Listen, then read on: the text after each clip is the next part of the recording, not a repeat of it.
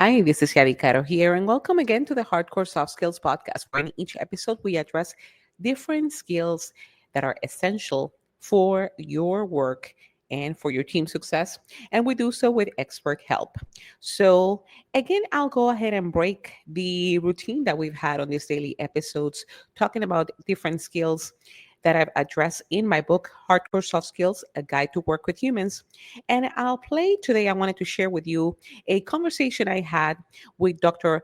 Aziz Habtewold, and he is the host of the A to C podcast.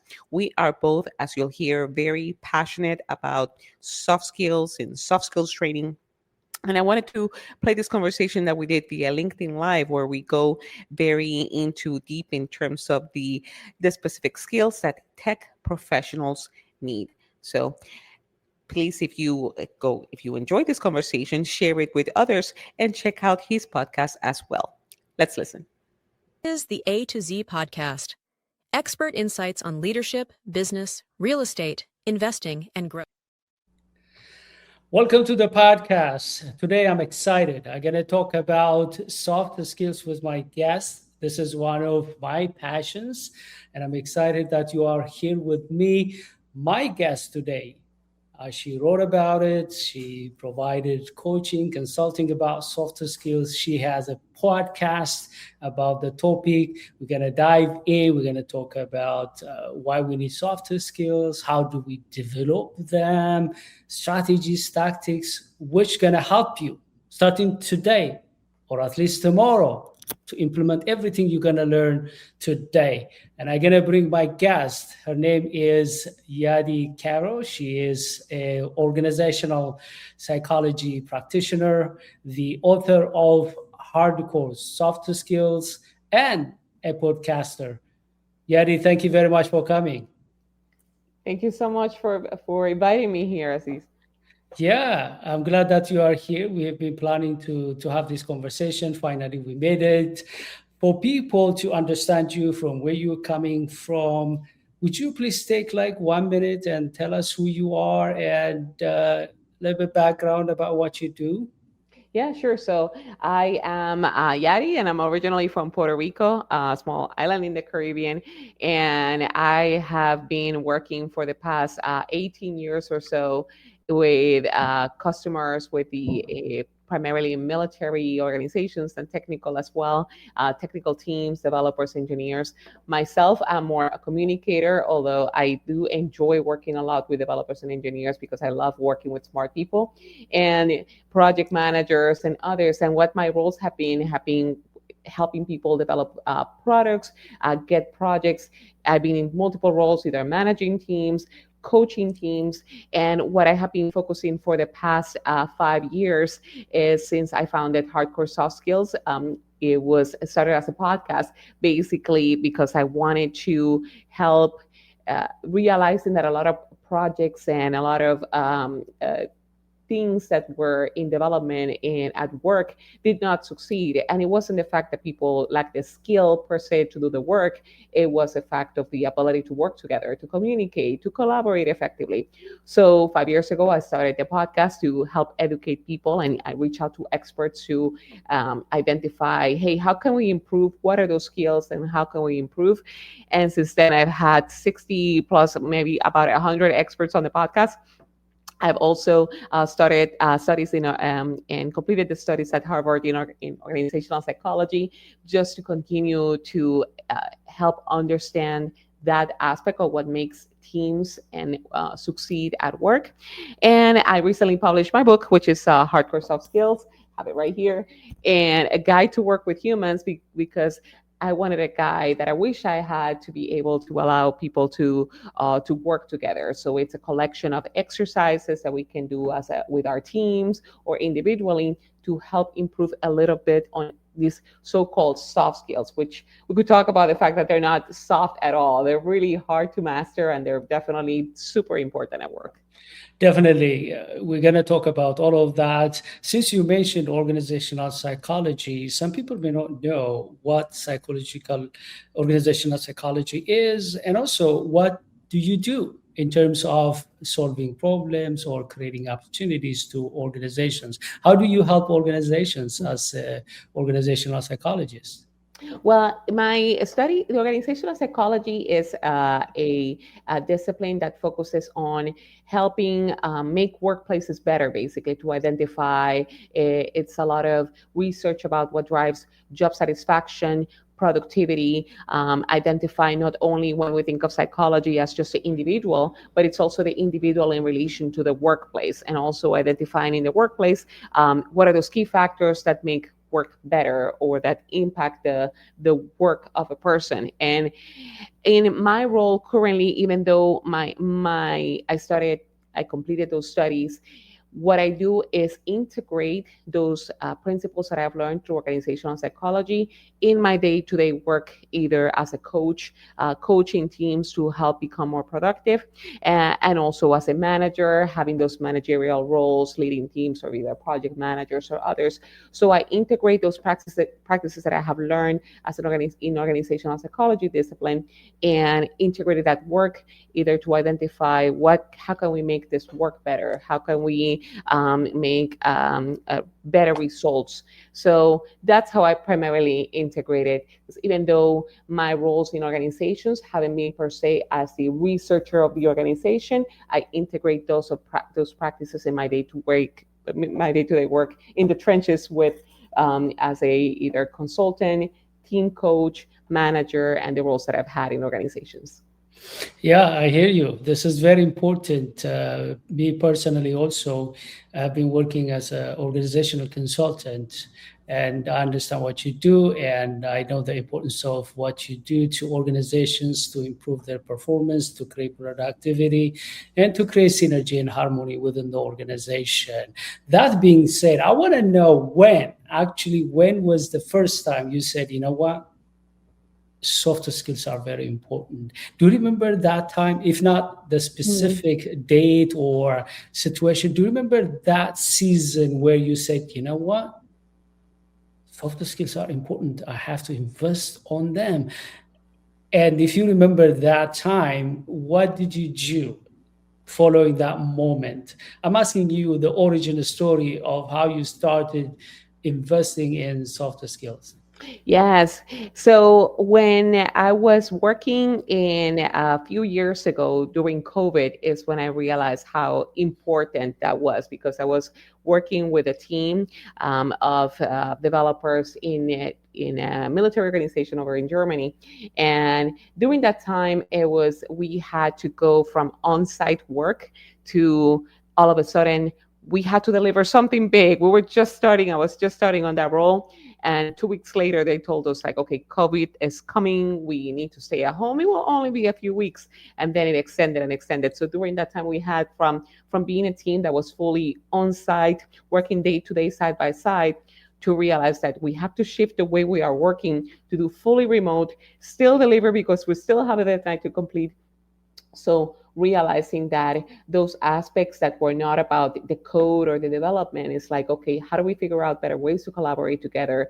How do we figure out better ways to communicate without being side by side? So I kept thinking during that time, and even if, a little bit before that, I was already consuming a lot of products on in terms of learning how to be, leadership books and others, and then realized that it's not about like the manager coming in to save the day necessarily. It takes effort as a team together to practice these skills. And when I was realizing that the name is called like, oh, these are the soft skills, like the skills that are not necessarily the technical side of the work that you don't learn in the day to day and go to school necessarily to learn, but that you need to apply every day to work with other humans. Realizing how to solve conflict effectively, how to negotiate as well. So I always had that assumption that either you're born with them or you are, either you succeed or perhaps you could learn some about them. But as I research more about it, I realized that there's frameworks and method for each one of these so-called soft skills. So communication can become like a specific science in terms of methodologies that we can improve in that. Negotiation as well, like taking a course, a class at Harvard in negotiation opened my possibilities, realizing like, oh, there's a formula and a framework for all of these. So that's when I started in terms of during COVID.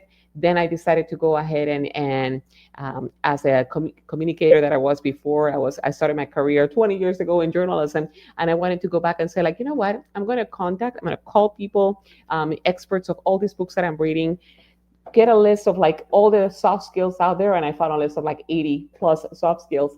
So I went ahead and searched through, found an expert on each one of the skills. Like for example, on productivity, I wanted to talk to David Allen, who wrote the book about getting things done. I'm like, okay, let me call him up, and he responded, and then going that taking that approach of just calling the experts, John Carter for change management, or calling my professor at Harvard for negotiation. And I'm like, hey, let's talk for 30 minutes and let's give some practical advice to people on each one of these skills. So that's how it started, and since then I have been able to learn more from the people that I've worked with, from my experience, and also from research as well. Awesome, awesome. You have done a lot of work in the background for where you are today. And I'm sure that a lot of people who are working with you, the people that you are serving, and the organizations that you are empowering, they're benefiting from your hard work. Mm. In my case, I have had the same experience. Initially, I didn't know. For example, I've had bad bosses and Mm. good and great bosses. Back then, I didn't know what was the difference. Yeah. Yes, they had technical skills, but there was a missing link for me to say why this person is better as a leader, why this one wasn't. But at one point in my career as a software engineer, I could be able to see that my job required me to work with, we call them customers, which means if we have any troubleshooting ticket submitted, and if it is assigned to me, I have to call them, I have to work with them and fix that within a given time. If I don't fix it, it's gonna be escalated, my boss gonna know about it. If it is not fixed, the CEO gonna know about it. And I was pressured. And one of the things that I realized that was very important for me as a technical professional to be successful is to know how to get along with the customers. Yes. The more I work with them, get along with them, the more I could solve the problem quickly, satisfy them, and get good reviews. Mm-hmm. When I realized, and I have seen also some of my colleagues, they're great off chart in terms of technical skills, but they get bad reviews. Yeah. And I know some of them, they're not that good technically, Mm-hmm. but customers love them. They get great reviews and they are promoted. Finally, I looked back, went decades and trying to figure out what makes the difference between those who are successful taking leadership positions and influencing and those are not. And I realized it was soft skills. When I wrote the book, I think it was 2014 or something, I don't remember exactly, or maybe 15. Yeah. When I wrote that book, there was a case. I didn't really mention the name of the organization and the main characters in the book Mm-hmm. by name, kind of fictional, but is a true story. A scientist, he was great, and I call him Dan in the book. Mm-hmm. He was bringing millions of dollars. He was great in terms of publishing peer-reviewed journals and so on. And his bosses, they realized that we can promote him to become the project manager of a mega research project. Their thinking was, okay, he's great. He's bringing resources. He knows how to do research. What happened with that within month, he started to have huge problem with the team. The team started to report him to his bosses, and they were some of the A players start to say that I'm walking away from this project, and therefore it was an emergency. Mm-hmm. And the leadership, they had to make a decision either to fire him, demote him, or work with him to help him improve his soft skills. Of course, in the book, he decided to work with the leadership. He got a soft skill coach, mentor, and program. And I'm glad that you understood the importance of soft skills. I personally understood the critical role soft skills play. And my hope is that those people who watch this conversation, they could be able to see that soft skills are important. They don't need to wait decades to work on their soft skills. They should start today, because it Mhm. determines their success, whether they're going to be leaders, whether they're going to be influencers, Yeah. whether they could be able to do what they want. Because if they don't have softer skills, even if they have technical know-how, they Hmm. won't be succeeding. Let me give you an opportunity to respond based on what Yeah. we Yeah. talking, and then go to the next conversation. Yeah, and I love that you mentioned that because it's also, let's assume there are folks that are in positions and they say, you know what, I don't want to be a manager, I don't want to be in a role of leadership. It doesn't matter because I recall that some of the best developers I have worked with are people that are willing to, for example, explain things in a simple language and being able, those are the ones that get to working in fun projects with customers and just having the ability. Let's say you could be a genius in terms of the particular tool or something along those lines, but you also need to realize that you are working on products for customers, and when you work in products for customers, you need to understand and listen to the customer and let the customer have the trust to tell you what they need, and also kind of work together and collaborate so you are able to develop just better products and better outcomes. Not having those skills to communicate effectively even with your colleagues will impede you of having better opportunities in your current role of working in projects that excite you. So it may not even be the fact that you want to be in a leadership or a manager. You may not even want to do that. It's just a matter of giving you the ability to work in better products and realizing that you need to work with customers, seeing things go all the way through. That frustration that you have, like let's say that you are working on something and it never gets adopted, it could be the fact that you were not able to resolve a conflict effectively. So I think it's very important to realize that it's not a matter of I want a leadership role and therefore I'm going to go to develop my skills in a leadership, academy or anything like that. It's just the day-to-day little things that you can do to improve. I love you brought this up. I don't remember exactly the number, but there was a statistics. I mentioned it in the book. It was done by MIT, if I'm correct, and they were studying engineers, and they were trying to figure out how many percentage of their time was spent on communication, one of the top softer skills. Hmm.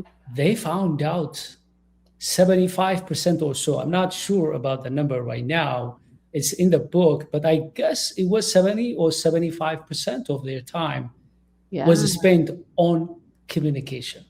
Now, Yeah. here is the thing, these are engineers, technical professionals. What about other professionals who need to communicate with other people? They're not technical.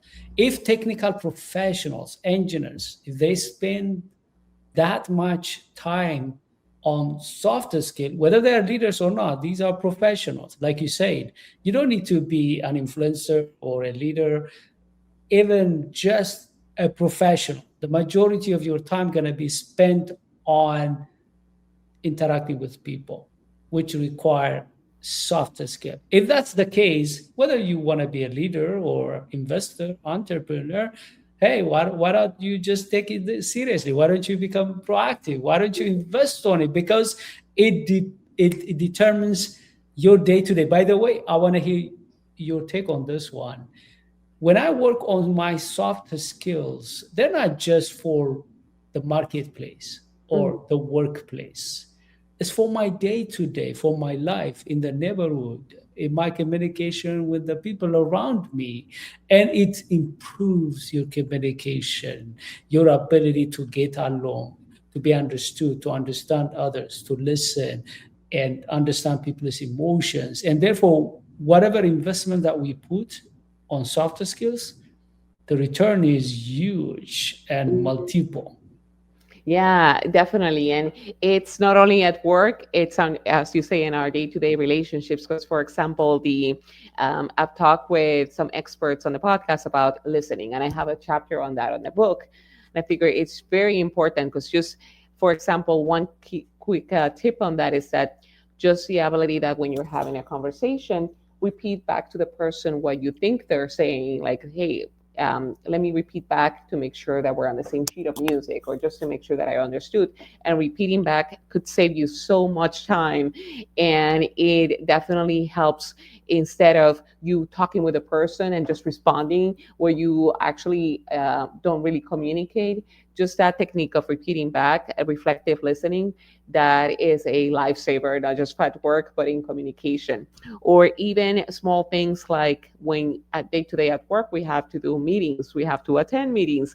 So there are ways to make this a little bit more effective. Like, just for example, just when designing the agenda for the meeting, instead of having the same meeting over and over, I have a chapter that discusses how you could one thing I learned from an expert in the book is that you have an agenda driven by questions that you're thinking, okay, in this meeting we're going to answer these three questions, for example, and you're able to at the end of the meeting walk away with those three questions answered. Just small things that you can do save you a lot of time and help you in your day to day. So when we're saying like go learn about soft skills, you could go after listening to this, go like, hey, let me either grab a book, have a copy of either of our books, and just start, let me do this little exercise here, this recommendation about either listening or how to build the emotional intelligence.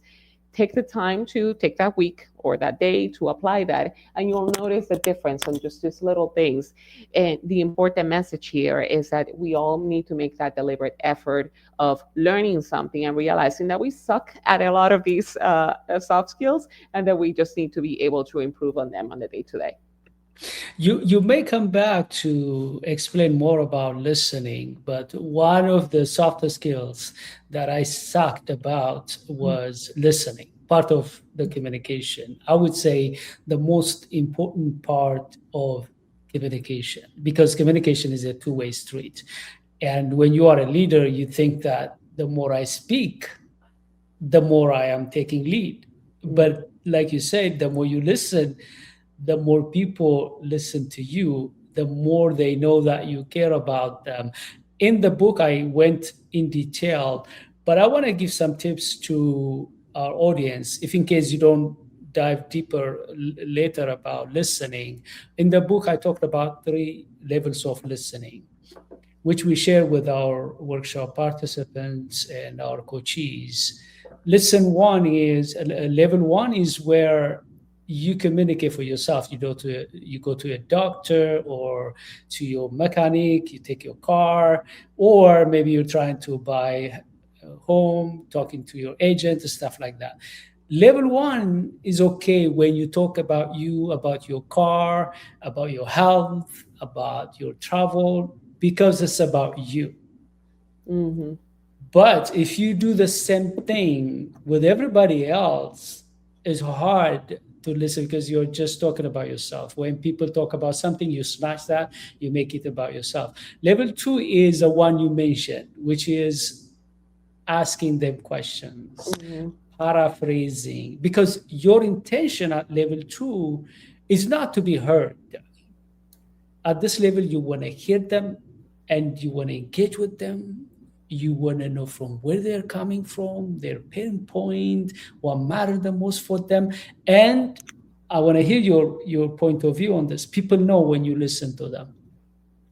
Whether they're conscious about it or not, they know when you listen to them. And the third and the final, the highest level of listening is hearing what has not been said. I love Yeah. powerful saying by Peter Drucker. He said that listening is hearing what has not been said, Mm-hmm. listening to what has not been said. And I want to share one story. I don't mention the organization, the person, and I Mm-hmm. want to hear yours because I was working on my second and third level because I was so bad. That was one level one in most of my life. Once I realized I was so bad in listening, I was working on level two and level three. And I want to give you level three listening just to give them this is something that could be able to differentiate the levels. I was recommended by someone from the US when I was traveling back, I think it was 2018 or 19. This person knows a CEO in back home in Ethiopia, a major company in Ethiopia, and this person here in the US introduced both of us. He knows both of us. And he mentioned that Ezi is coming to Addis Ababa, and he's a PhD guy in leadership. You could use him while he's there. And I didn't see any enthusiasm from the other person. And then I immediately caught that, because if I was not listening at a deeper level, I wouldn't tell what was going on. They didn't say anything, but the email response told me that they're not that much enthusiastic. So I wanted to know, okay, why? Mm-hmm. I went there and I met them. During the entire conversation, they were talking about how they are skeptic about these PhD guys. Mm-hmm. They were mentioning about Jack Walsh. They came to attend his training. And they were mentioning Jack Walsh was saying that, shove your PhD, da da da da. So vulgar language. They were using that. And I was sitting there, I was listening at level 3 because I was trying to figure out what was going on. Mm-hmm. I immediately realized that they're not telling me right away, but Yeah. they are saying it Mm-hmm. through the conversation that this is a PhD guy. We don't want him to lecture our people to death, and they didn't want to take me to their executives. I immediately realized that, started the conversation. You're right. These PhD guys who lecture people to death, I hate them. I joined You joined there. them, and they say, you know what? They looked at each other and said, okay, let's take him to Uh-huh. the team. We want him to speak to our team. You see, Yeah. if I was not listening at a deeper level Mm-hmm. from the email Yeah. and also from the conversation, I would have missed it. They wouldn't have taken me to the executives. We Mm-hmm. wouldn't have that opportunity to benefit their organization. That's why listening by itself, like you said, very important to our life, to our career, to our business, and therefore we need to invest and work on it. Yeah.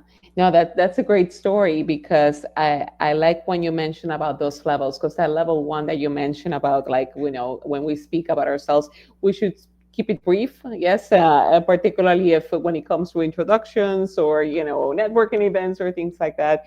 That level 2 and 3 are so important, because particularly for tech professionals, going back to that, is that for when we engage with customers, instead of engaging with people to explain our solution or how great it is, we need to be able to talk with people and understand what are their concerns, what are their hesitations, and of course, what they will tell us or be willing to tell us, because you and I know that a lot of times it's rare that people will tell us the whole story.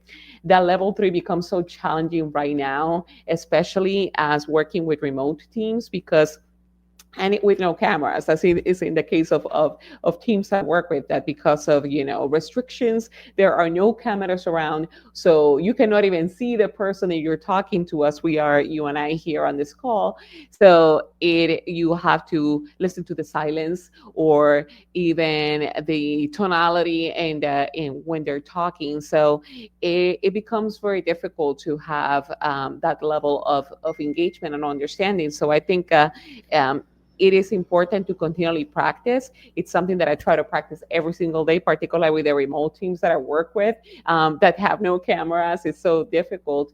But as what that measure that you took there, that if it's to get to that level 3, it requires that extra effort of you went ahead and met with them in person to establish a conversation and truly understand, kind of like hear them, what they were not saying to you directly. So it requires a lot of practice, and it is important that we continually take that deliberate effort to get to that understand the others. The challenge for level 3 is, if you have a relationship, let's say you have a brother or a friend, a colleague, you just bring that up. Are you not trusting me on this? Or are you saying that you're not interested in it? You can bring that up because you know each other and you can spot that. But think about, you are in conflict with someone you don't yet have trust. Or there is an issue that should be resolved, maybe a negotiation, you don't know each other. You hear them, but you can't just bring that up and say, "Are you talking about me?" In my case, for example, they were talking about PhDs, and I Hmm. have PhD. I could say, "Are you talking about me? Do you think I'm like those people?" I'm not. I could have become defensive. Yeah. Once I listened, by the way, maybe they're consciously or unconsciously thinking that. Maybe they're not. It could be just accidental. But Hmm. from my point of view, we don't have yet relationship. I cannot just spotlight that and say, "Are you thinking this?" That's why some managers and leaders, they struggle to bring something. Think about, for example, you are a leader, somebody doesn't trust you. They don't tell you in your face that I don't trust you. Right. How do you figure that out from the nonverbals?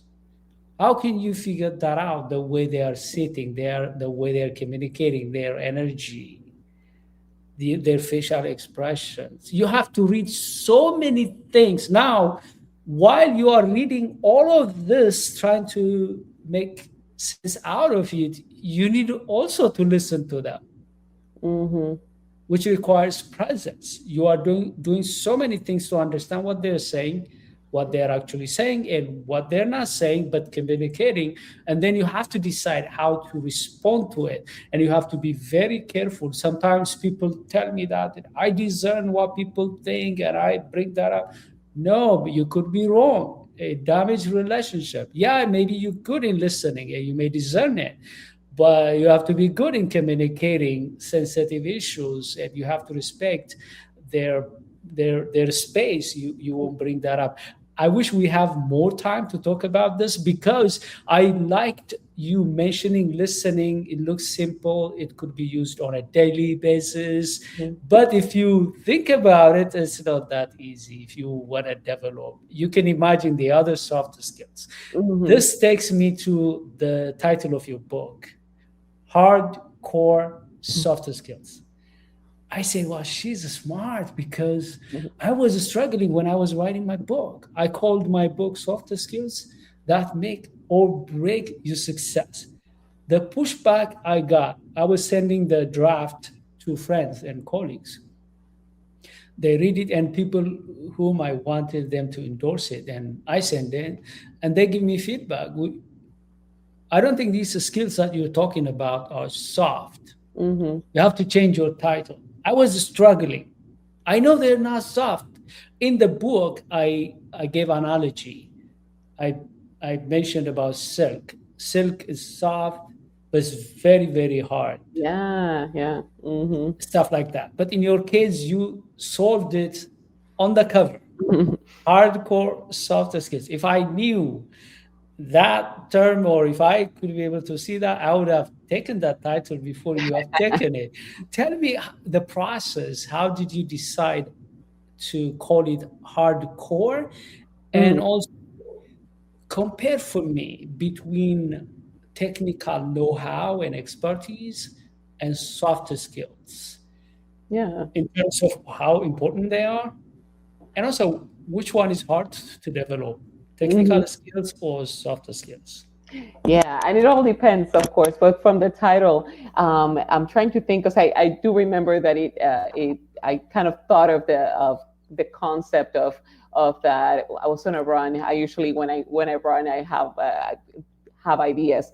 So I was just thinking of that contrast between the hard and the soft, and I'm like, it's, when we think of somebody being like either a hardcore fan or kind of hardcore and dedicated, that's how I kind of use that and combine those terms when I was thinking for like the name of the podcast, like hardcore soft skills, and from the podcast, kind of continue using that for the name of the book, and I kind of every time I think that it is they do. I'm glad I picked the name in the sense that these are not like the nice to have skills, because when I would see before like books about etiquette or soft, or like look at people in the eye when you're talking and things like that, and kind of that advice, yeah, that's great, but it goes so much deeper than that we have to be dedicated hardcore about the understanding of how are the nuances of just working with other humans, because these are skills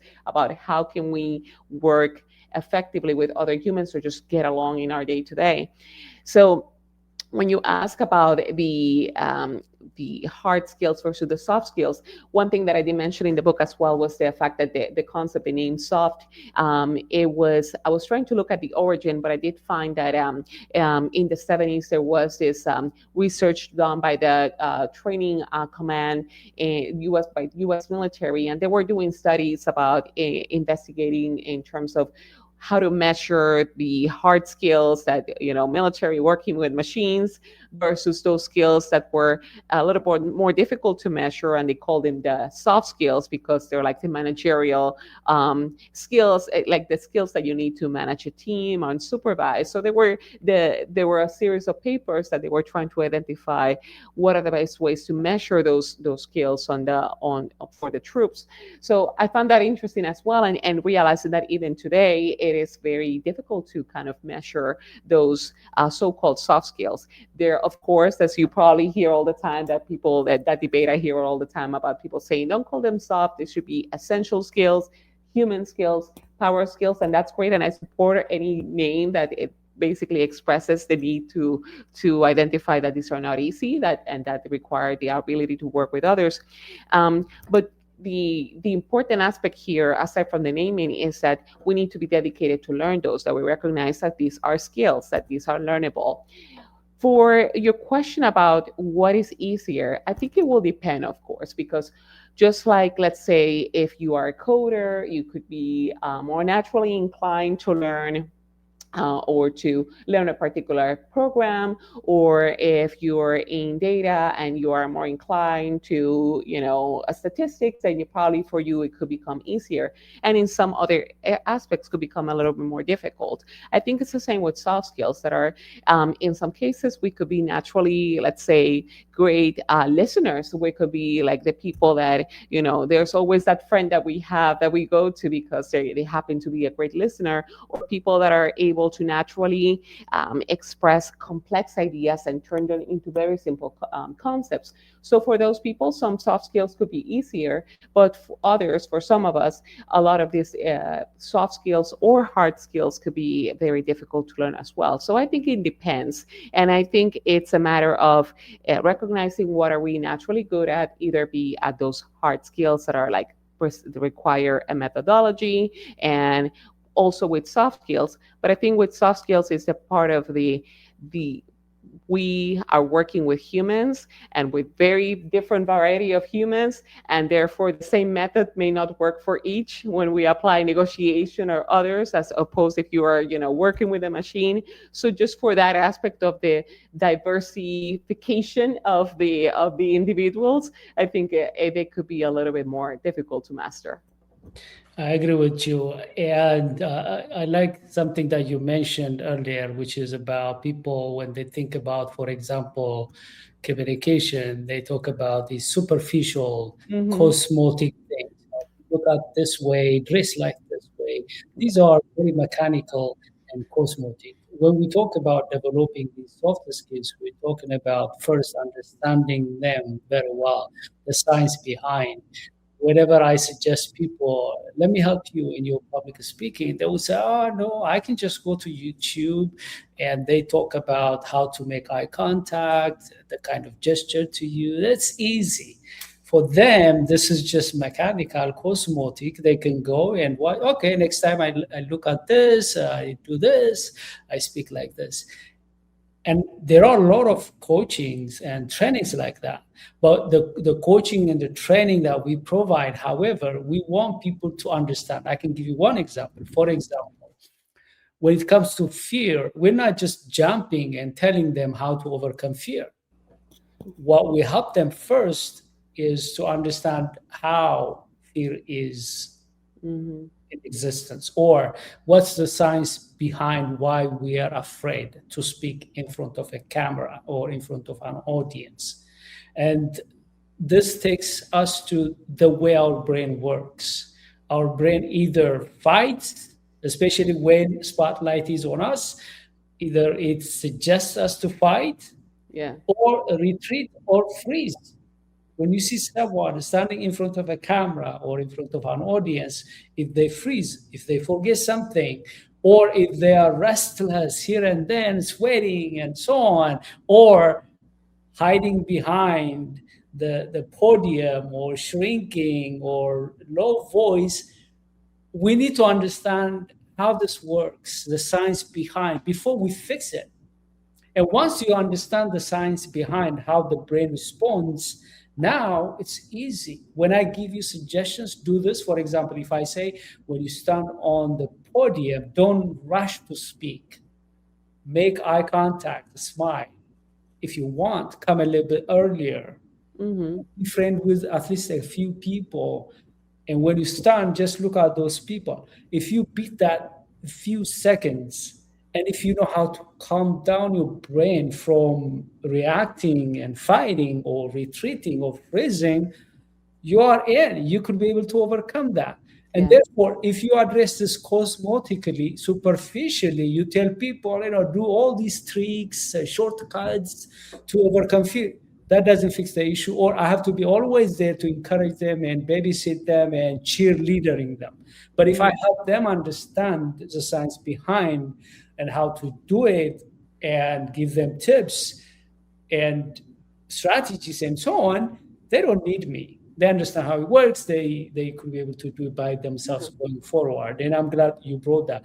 That's why developing soft skills is not easy, because when I was a software engineer working with a major corporation, and you mentioned it about how dealing with technical things, people are not involved. I remember when I was working on the server, I ping it, I know what's doing, I code something, it responds. When I am in front of my laptop, I could even slap the laptop and mistreat it. Yeah, yeah. It doesn't work And with do that people. with humans.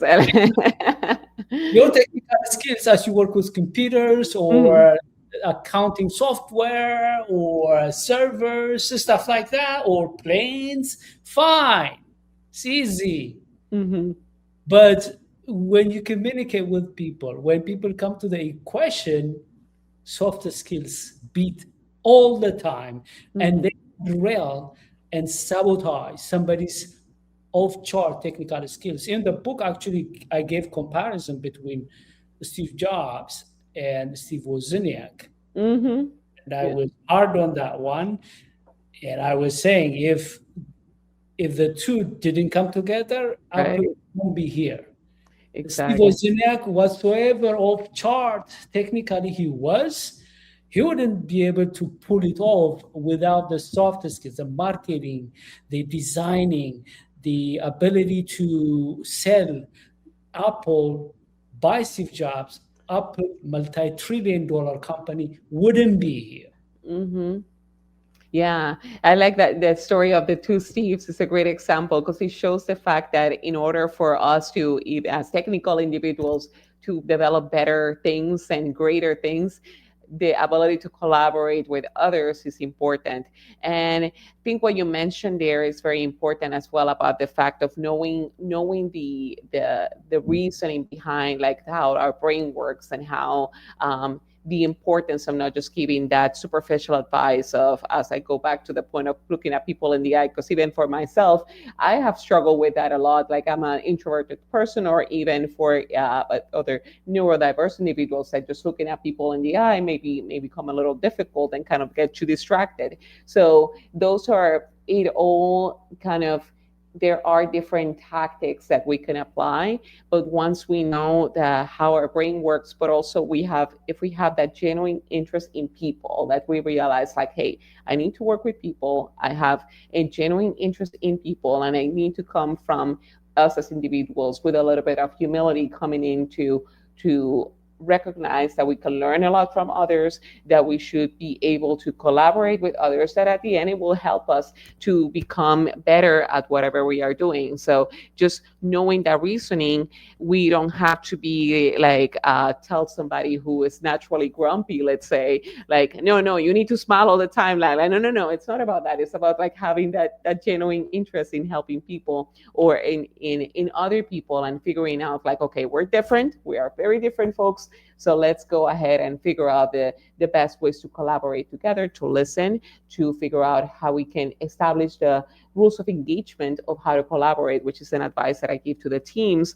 When we have to work with different types of teams, just the simple fact of establishing, like, hey, here are the team rules. We're going to communicate via this chat. We're going to do this. If there's conflict, we're going to do that. Just setting those ground rules saves so much time and effort at the end, instead of a lot of conflict and happening that at times we expect that the manager or the boss is going to come and save the day. No, we need to be able to set the rules and work through the conflict, which is great. Having conflict is good as well. So all these things comes from a genuine interest in working and helping other people.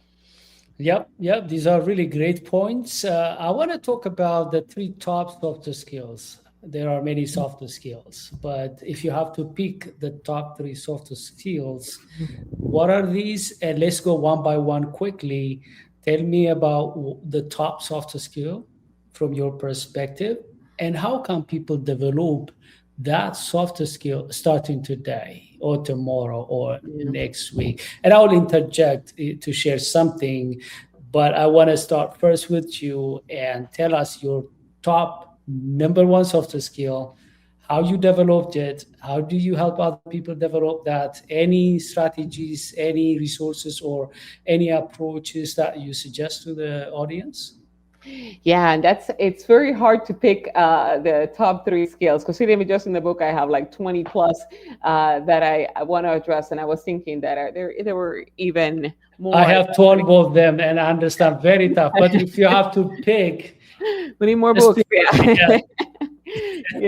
Yeah, and so and if you asked me this question yesterday, I probably given you a different answer as well. So for the ones I'm thinking today are listening, of course, because I think that also kind of encompasses empathy and the importance of understanding where the other comes from. So as a skill, it's very important, because let's say we're bad at it a lot of times, and we need to be better at listening, because it saves time and it helps us understand the needs of the others and learn and become better learners too. So that's one.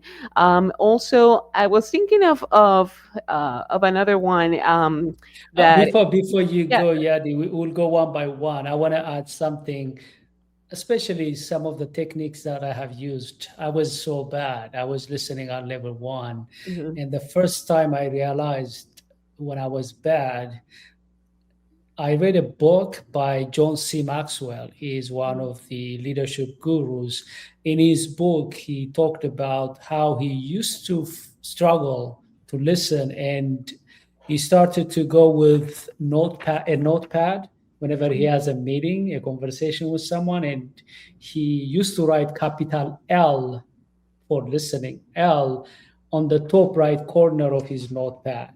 Okay. Sitting there, he listens. When he's tempted to interfere, to listen at level one, he didn't say level one, but I understand that he was listening at level one, as I used to be.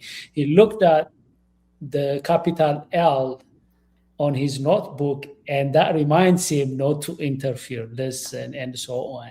I used that. It helped me. I remember one time I had this technical professionals. I was their supervisor, and they started to give me some compliments. Izzy, you are a great listener. You listen, and so on. They didn't know I was writing L, trying to listen. That's good advice. At one point, I felt embarrassed. Look, these guys think I'm listening and it's natural to me. They didn't know behind the scene how I struggle. So I admitted, I told them, I know you guys, thank you. You appreciate that. I'm listening to you, but I don't want to take credit.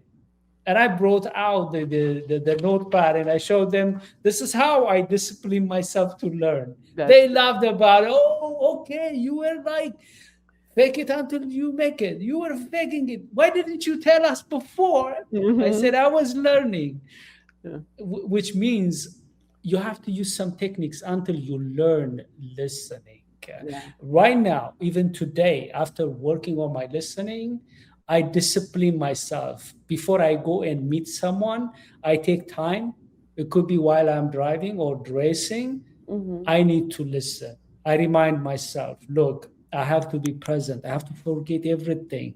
And when I go there, when I'm drifted, when I am not listening, I immediately catch myself. Sometimes I apologize. Sorry, I was thinking something I lost because they may already know that I'm lost. Yeah. Or sometimes if I know them, I tell them, look, sometimes I struggle to listen. And if you catch me not listening to you or interrupting you and making it about me, please just slap in my face and then just tell me, listen, easy.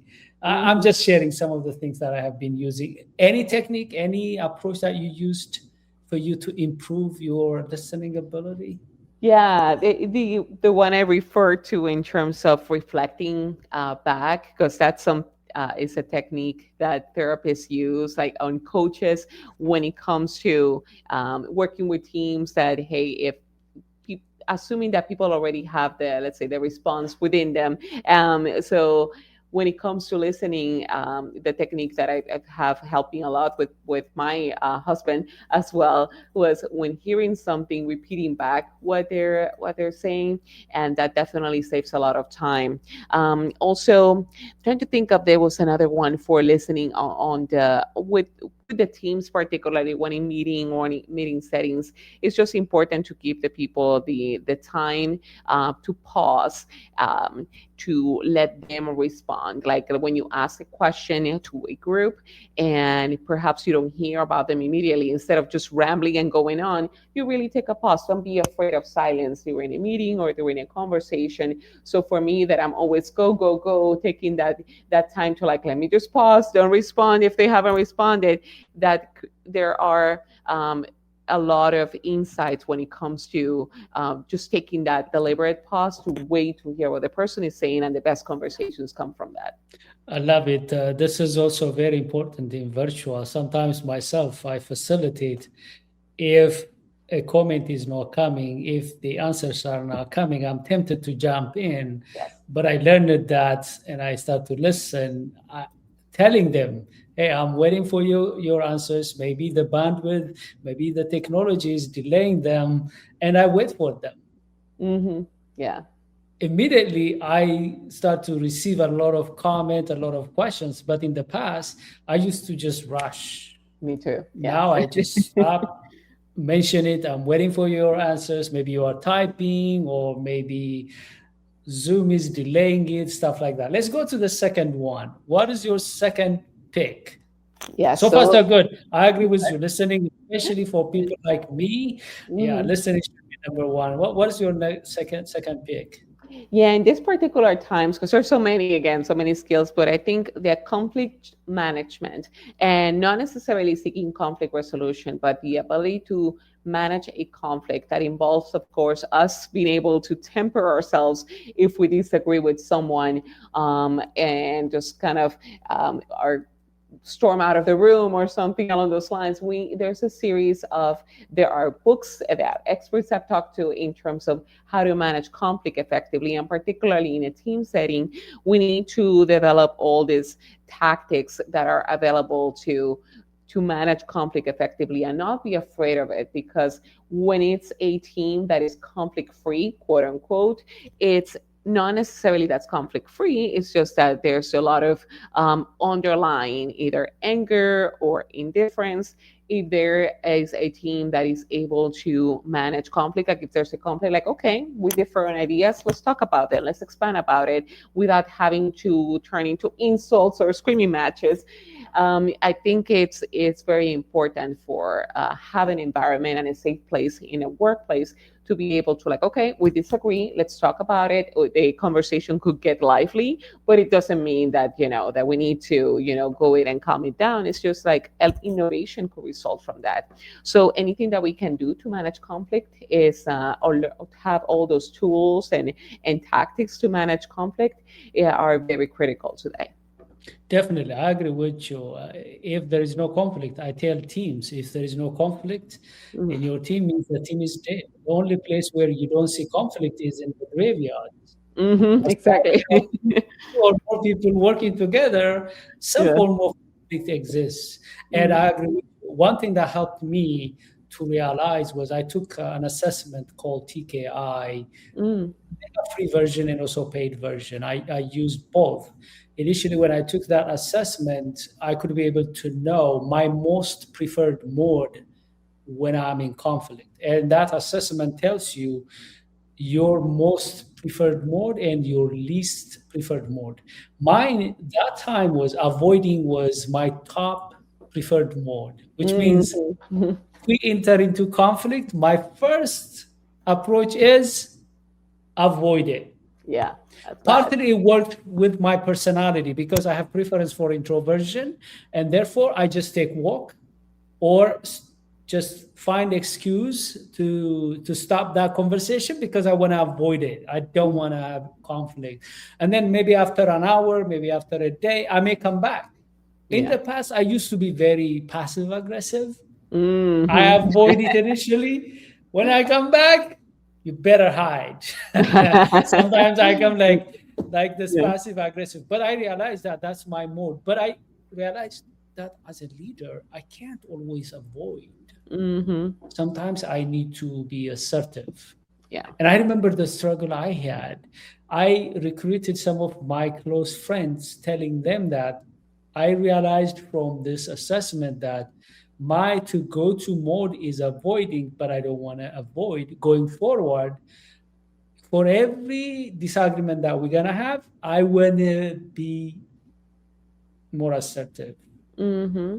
more competing, and please don't take it personal. And I remember the next day or so somebody said, let's go to eat lunch here, and I asserted Hmm. and I said, why should we go there? What about this one? And they were Hmm. like, but initially it was hard for me. You could Yeah. hear from my voice that Hmm. I was struggling because I was a little bit like tight. No, why Yeah. should we go there? Why Yeah. don't you? And then I was working on how to be assertive without Yes. damaging the relationship. Again, what I'm doing is I don't want people to assume that by just attending workshops on conflict resolution or by just picking some tricks, you cannot fix it. You have to understand Hmm. first the background, the science. We Yeah. all have most preferred mode, but we need to figure out how to develop the other modes. Yeah. And depending on the situation, the person you are interacting with, you may decide, you know what, I'm gonna avoid. Maybe I want to compete, or maybe I need to quickly compromise. Maybe I need to avoid it. Mm-hmm. Maybe I need to accommodate. Mm-hmm. That's very, very helpful. And I encourage everybody the TKI assessment. Okay. They have a free version. They can try that one. Yeah.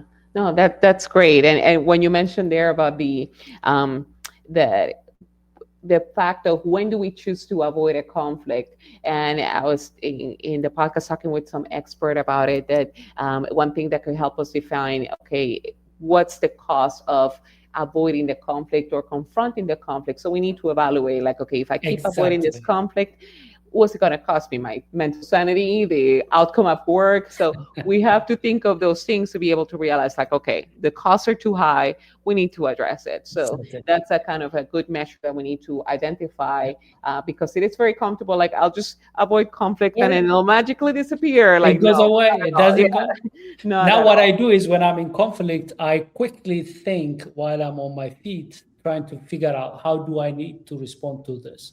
Hmm. I actually tell myself inside of me, they don't hear me, easy, Yeah. okay, I know you prefer to avoid. I know that's your to go to, but Mhm. what do you think we should do now? Yeah. At least by posing it, this is the situation, this is the person, Yeah. how should I respond? That little pause Mm. gonna make a huge difference because you may say something that you may regret, or you may avoid an opportunity where you could have been assertive, so that you send a message, whatever you do. Before we finish, I want to hear the third one and the Yes. last one. Yeah. Yeah, so I think particularly in these times, the skill to adapt. Adapting is a skill because even though we may think that naturally we are people that could just like, hey, I love change. I could just be, going to a new country and it will be perfect for me, or a new role. I'm good with that. In some cases, that could be the case, but in other cases, regularly, we're not comfortable with change or adapting to change. So having that skill set of, for example, if situation changes at work, we need to be able to identify, like, okay, what would be good from this situation, and be able to refine, to identify those things that could be beneficial, and find perhaps the good in that, and identify what skills that I have right now could help you with that change that is coming. So those are just some examples of how can we develop the ability to adapt, and which also involves the ability to learn new things. So in this market that we're so scared because changes are coming, not just AI specifically, but just reorganization in organizations, or it's our roles. We just have to accept the fact that change will be coming. It will be good. So now I need to develop the ability to adapt. It's not always comfortable. I need to do day to day things that get me out of that comfort zone. And that's what helps us grow. So it's very important to learn how to adapt. Also, before we finish, we are at the top of the hour. Before we finish, anything you want to say, last minute suggestion or comment, and also how can people find you? Yeah, absolutely. So I have my website where I have a link to the book that you can get either there or Amazon, and the audiobook is out right now as well. So it's hardcoresoftskillspodcast.com. That there I have almost 200 episodes talking with experts, short episodes, all different things that if you want to take some time to learn tactics about specific skills, you can learn them there. So there's my website, and also you can reach me via LinkedIn here, and LinkedIn, that I love to connect with people, and I connect one on one. So meaning I love hearing messages, feedback. So that's the best. Those are the best ways to contact me. Thank you very much, Yadi. We had a very engaging conversation. Thank you for coming, and I encourage everybody, please find her on LinkedIn, get her book, continue to work on your softer skills. Thank you, Lowell, for your comment. Going forward, I'm gonna keep on bringing some experts on softer skills. Maybe we can pick one of the softer skills, dive deeper. For now, we got a lot out of this conversation. Thank you for watching, and I look forward to seeing you with another podcast. Have a great weekend. Thank you.